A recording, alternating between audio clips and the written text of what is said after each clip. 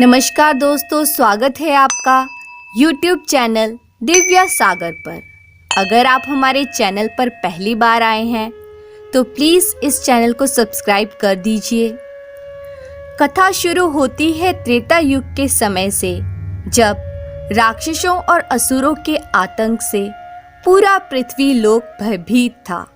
तब देवी महाकाली, माँ लक्ष्मी और माता सरस्वती ने अपनी शक्ति से एक छोटी बच्ची को उत्पन्न किया और उस बालिका के जन्म का उद्देश्य पृथ्वी पर हो रहे असुरों के अत्याचार को समाप्त करना था। तीनों देवियों ने उस बालिका से कहा, तुम जाओ और दक्षिण भारत में रहने वाले रत्नाकर के घर बेटी बनकर जन्म लो। रत्नाकर भगवान विष्णु जी का परम भक्त था। उधर रत्नाकर के स्वप्न में भगवान विष्णु ने दर्शन देकर ये बताया कि तुम्हारे घर स्वयं देवी जन्म लेने वाली है। कुछ समय बाद रत्नाकर के घर में एक पुत्री का जन्म हुआ। रत्नाकर ने उसका नाम त्रिकुटा रखा। रत्नाकर ने बड़े ही लाड प्यार से पाल पोस कर उसे बड़ा किया। त्रिकुटा बचपन से ही बहुत आध्यात्मिक थी। वो हमेशा तपस्या और ध्यान में ही लगी रहती। जल्द ही त्रिकुटा घर त्याग कर तपस्या करने के लिए निकल पड़ी। उसके पिता ने कोई आपत्ति नहीं की, क्योंकि उन्हें भगवान विष्णु जी की बात याद थी कि त्रिकुटा स्वयं देवी का रूप है। इसके बाद त्रिकुटा ने समुद्र किनारे तपस्या आरंभ कर दी। तब एक दिन माता सीता की खोज करते करते वहां पहुंचे प्रभु श्री राम। त्रिकुटा पहचान गई कि प्रभु श्री राम स्वयं भगवान विष्णु जी के अवतार हैं। श्री राम ने त्रिकुटा से कहा कि तुम उत्तर भारत में जाकर त्रिकुटा पर्वत पर तपस्या करो। मैं कलयुग में अवतार लूंगा, तब तुमसे फिर मिलूंगा। तब तक तुम वहीं अपना आश्रम स्थापित करो और मनुष्यों का कल्याण करो। इसके बाद त्रिकुटा ने उत्तर भारत के पहाड़ों की तरफ प्रस्थान किया और अपनी तपस्या शुरू कर दी, और इस तरह माँ वैष्णो देवी के नाम से प्रसिद्ध हो गईं। धीरे धीरे समय बीतने के साथ उनकी महिमा दूर दूर तक फैलती चली गई। वो अपने भक्तों का कल्याण करने लगी। उन्हीं भक्तों में एक थे उनके परम भक्त श्रीधर। श्रीधर की माँ वैष्णो में अटूट श्रद्धा थी। एक दिन उसने अपने घर कन्याओं को बुलाया कन्या पूजन करने के लिए। पूजन के बाद बाकी सभी कन्याएं चली गई, परंतु एक कन्या नहीं गई। वो कन्या माँ वैष्णो देवी थी। श्रीधर के घर आई थी। तब उस कन्या ने श्रीधर से कहा, तुम पूरे गांव को भोजन का निमंत्रण दो। श्रीधर ने ऐसा ही किया, परंतु उसके घर में इतनी भोजन सामग्री नहीं थी कि पूरे गांव को भोजन करा सके।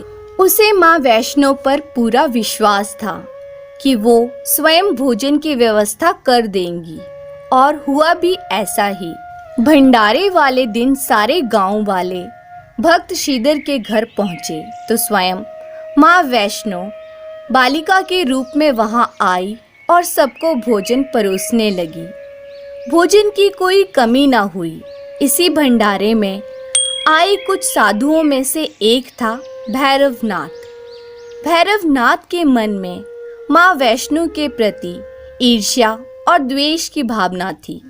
जब बालिका वैष्णवी ने उसे भोजन परोसा तो उसने जानबूझकर भंडारे में खीर पूरी की जगह मांस और मदिरा परोसने की बात कही, जबकि उसे पता था कि ऐसा नहीं हो सकता। बालिका के रूप में आई माँ वैष्णो देवी ने कहा, भंडारे में मांस मदिरा नहीं परोसे जाते। तो वो क्रोध में आग बबूला होकर बालिका रूप में आई माँ वैष्णो को पकड़ने के लिए दौड़ा। माँ वैष्णो वायु रूप धारण कर वहां से त्रिकुटा पर्वत की तरफ उड़ चली। तब उनकी रक्षा के लिए स्वयं पवन पुत्र हनुमान वहां प्रकट हुए जब हनुमान जी को प्यास लगी तो माता ने उन्हें पानी पिलाने के लिए धरती में बाण मारकर पानी निकाला। आज भी वो पवित्र जलधारा बाण गंगा के नाम से जानी जाती है, जिसके पवित्र जल को पीकर और स्नान करके भक्त अपनी थकान मिटाते हैं। इस दौरान माता ने एक गुफा में प्रवेश कर 9 माह तक तपस्या की। भैरवनाथ भी उनके पीछे वहां तक आ गया। तब एक साधु ने भैरवनाथ से कहा कि तू जिसे एक कन्या समझ रहा है वह आदि शक्ति जगदम्बा है, इसलिए उस महाशक्ति का पीछा छोड़ दे। भैरवनाथ ने साधु की बात नहीं मानी। तब माता गुफा की दूसरी ओर से मार्ग बनाकर बाहर निकल गई। यह गुफा आज भी अर्धकुमारी, आदकुमारी या गर्भजून के नाम से प्रसिद्ध है। अर्धकुमारी से पहले माता की चरण पादुका भी है। यह वह स्थान है जहां माता ने भागते भागते मुड़कर भैरवनाथ को देखा था। गुफा से बाहर निकलकर कन्या ने देवी का रूप धारण किया। माता ने भैरवनाथ को चिताया और वापस जाने को कहा, फिर भी वो नहीं माना। माता गुफा के भीतर चली गई। तब माता की रक्षा के लिए हनुमान जी ने गुफा के बाहर भैरव से युद्ध किया। भैरव ने फिर भी हार नहीं मानी। जब वीर हनुमान निढाल होने लगे तब माता वैष्णवी ने महाकाली का रूप लेकर भैरवनाथ का संहार कर दिया। भैरवनाथ का सिर कटकर भवन से 8 किलोमीटर दूर त्रिकुटा पर्वत की भैरव घाटी में गिरा। उस स्थान को भैरवनाथ के मंदिर के नाम से जाना जाता है। जिस स्थान पर माँ वैष्णो देवी ने हटी भैरवनाथ का वध किया, वह स्थान पवित्र गुफा अथवा भवन के नाम से प्रसिद्ध है। इस स्थान पर माँ काली, माँ सरस्वती और माँ लक्ष्मी पिंडी के रूप में गुफा में विराजती हैं। जय माँ वैष्णो देवी।